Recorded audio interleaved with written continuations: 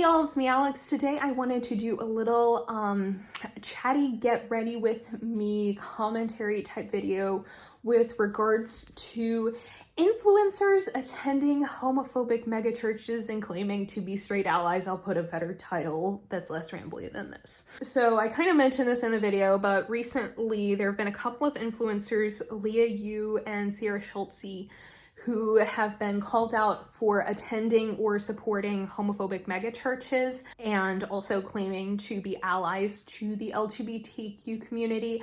And each of them has kind of had their own response to it. Each of them is no longer attending those churches, but I think as a queer Christian myself, who part of, I feel like my calling is to make the church a more loving and accepting place for the LGBTQIA plus community. I have a lot of things to say on that because I think that this is a very good example of well-intentioned straight allies severely missing something that does hurt people. So with that being said, I'm using the Midas Cosmetics and Drench Cosmetics Genesis palette to do this look. I love how it turned out. It looks really good. I love blue eyeshadow on myself.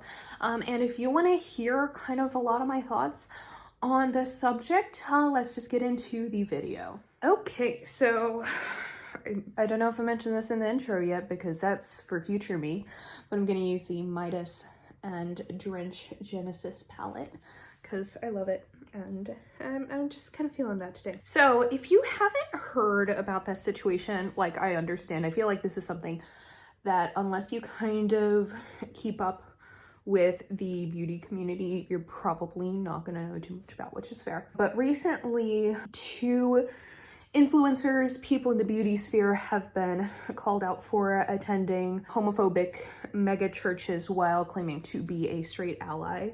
So the first person is Leah Yu, who is the founder of Crave Beauty. She was attending, I believe it is C3 mega church in New York City. And upon being called out, she shared a very emotional response and stated that she has now left the church.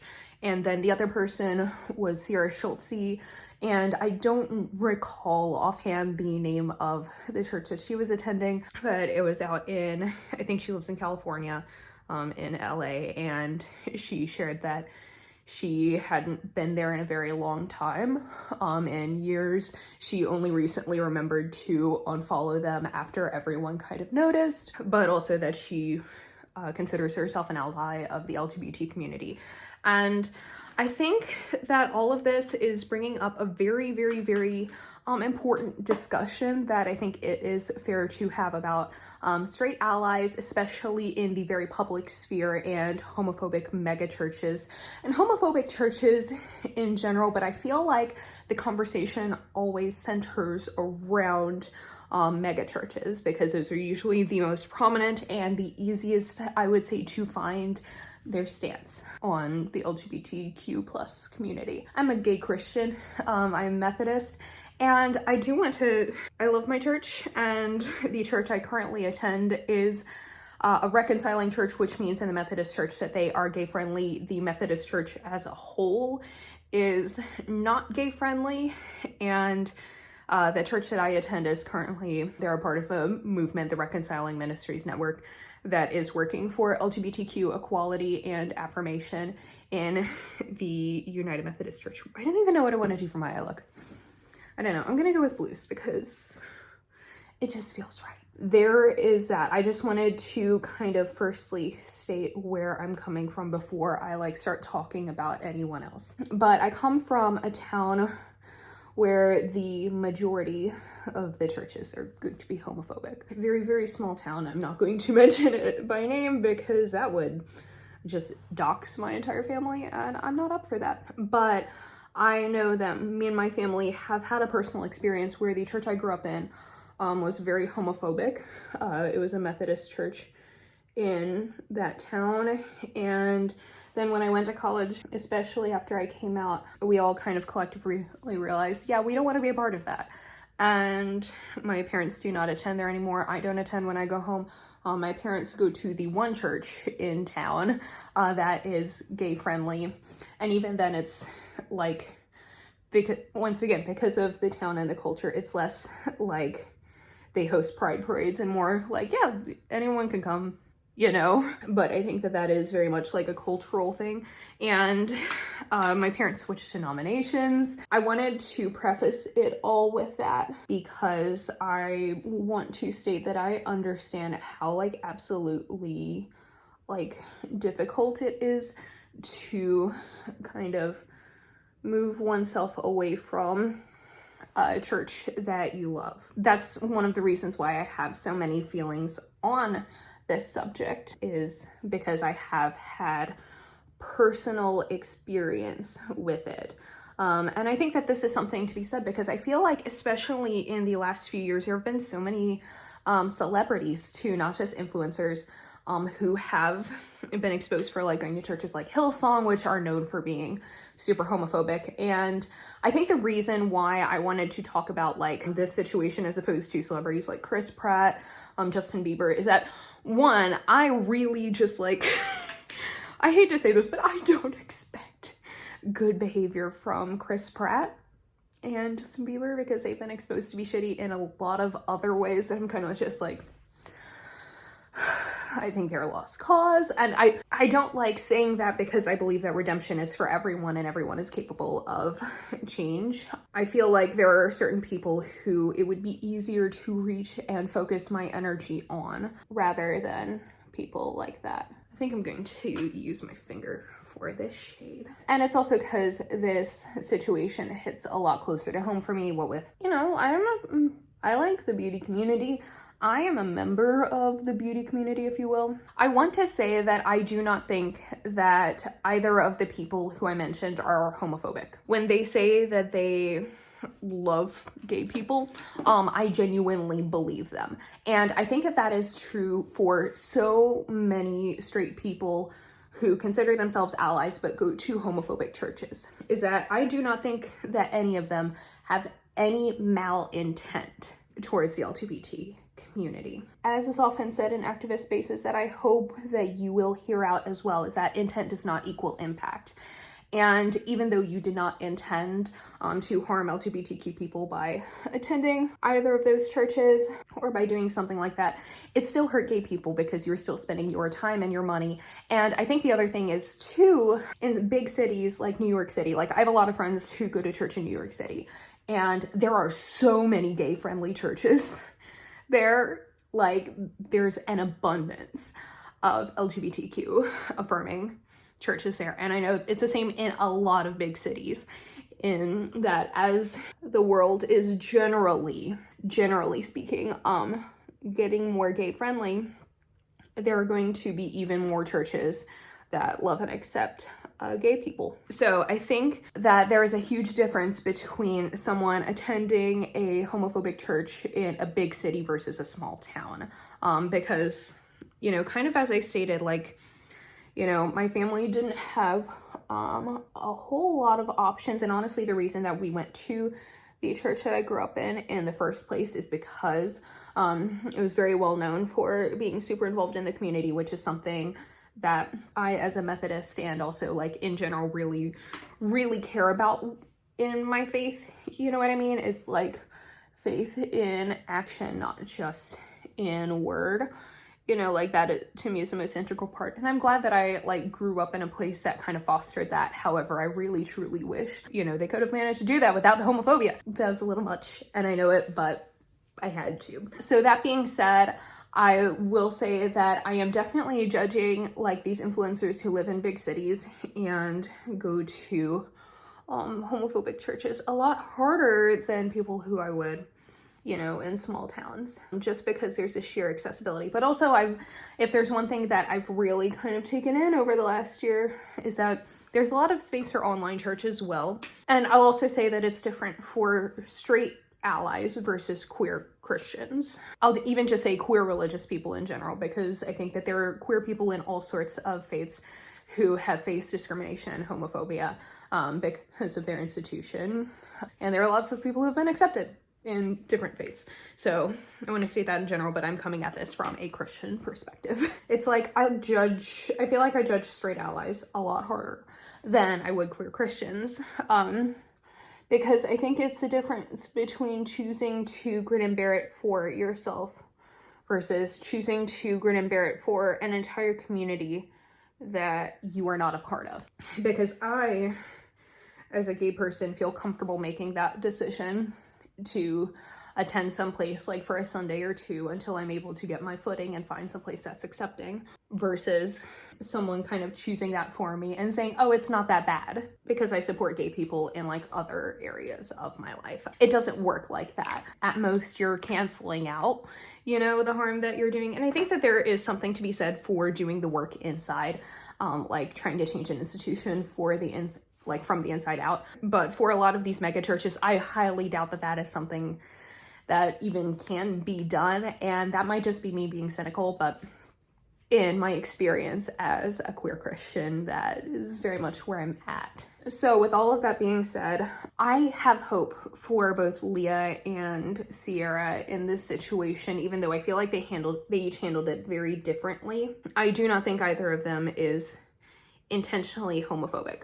But like I previously said, intent doesn't necessarily negate the impact. So I've watched Sierra's videos in the past. I'm subscribed to her, actually, because I don't know if there's a way to describe this, but she always kind of gave me the energy of like the Christian girl in youth group who you would come out to before anyone else because you knew like she'd be chill with it, and like even though you were like the one like emo black sheep of the youth group, and she was a like pretty popular one, she'd still be friends with you, like that kind of situation. So it doesn't surprise me necessarily that she is in this situation, because I know she's been vocal about being a Christian, but also vocal about being an LGBTQ plus ally, which I think that those things are both awesome. But it also definitely, for me, I think this situation for both Leah and Sierra, it demonstrates what privilege really is in a lot of ways, you know, because I think that not every person who perpetuates systems of oppression is going to, you know, be out there calling people slurs. And I think that this is something applicable to all sorts of types of privilege, not just straight privilege. I'm just speaking on straight privilege and homophobia because I'm a queer person, and this is where I have experience. So I think that this is a situation that demonstrates what privilege is pretty well, because neither of the parties involved were folks who I think, you know, are homophobic.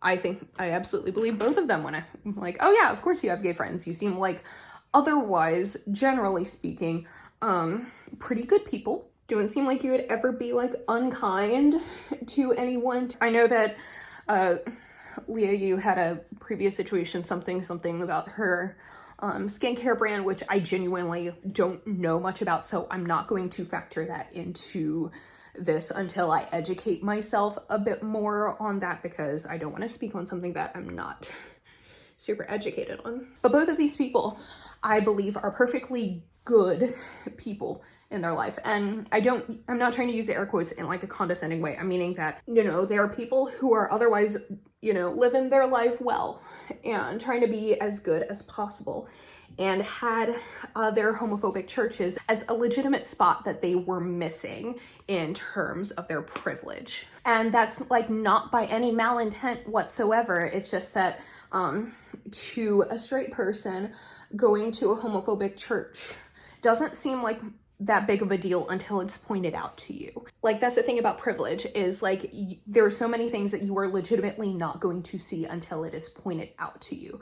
And it's not that that makes you a bad person. It just means that you need to be a lot more intentional about seeking out your own implicit biases, because I know I've had that experience in the past.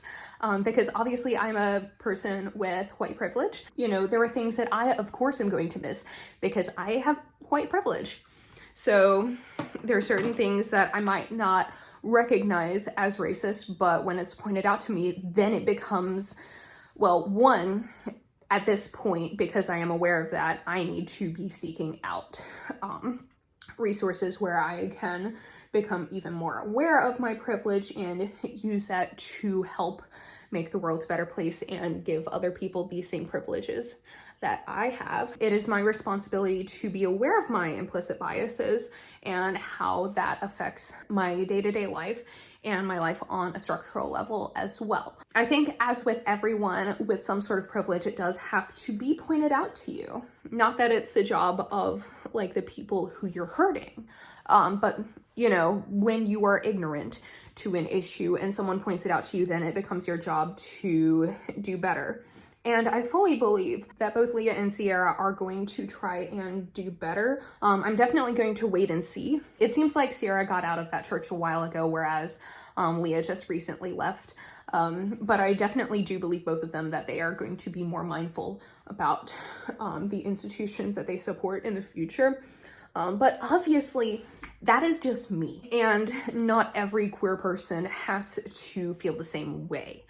So that's the other thing that I want to point out, is that while I'm kind of like, yeah, you messed up, but I believe that you're going to do better, is that not every queer person is going to feel the same way that I do. And that is perfectly valid. At this point, it's just like, okay, I'm just going to wait and see, because I think that you are a human being who is capable of doing better and you just fucked up, you know? And I think that there is a lot to atone for when someone, you know, attends an institution, supports an institution like that for as long as they did. But I do think that they're capable of doing better.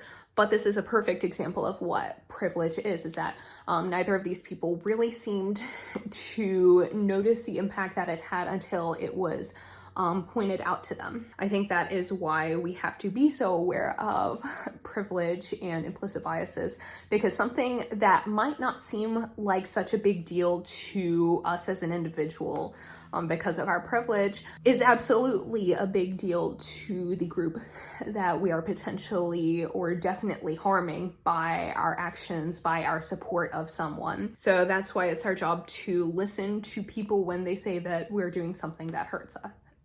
Them. That's kind of what I wanted to say. Now, what lipstick do I want to wear? Just gonna put on a gloss. I'm not going anywhere today. I'm not doing anything. I think I summed that up pretty well. Summary.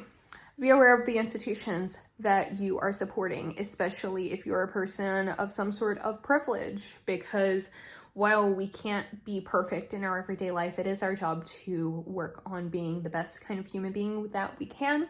If you are a straight ally who has gone to a homophobic church, try not to do that, please. I'm a lot more understanding if, you know, there isn't a whole lot in your area that is accessible to you, because I think that is definitely an issue.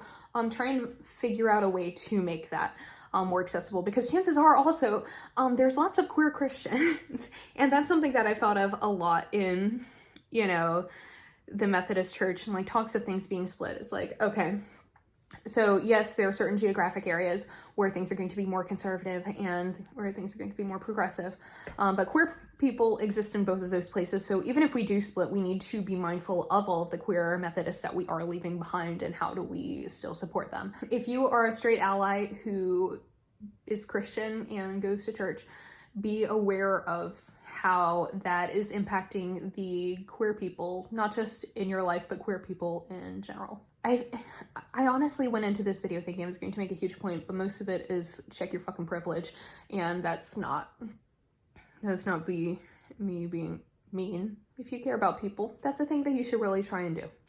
Okay, so I think I've made my point. Let me know down below what your thoughts are on this subject. As always, I mean, if you're a regular viewer of my channel, I really don't think I need to tell you this, but as always, be kind, be respectful, love one another. And thank you so much for watching. Give this video a thumbs up if you liked it, and subscribe if you want to see more videos from me. And I will see y'all in my next one. I hope y'all have a wonderful day. Bye.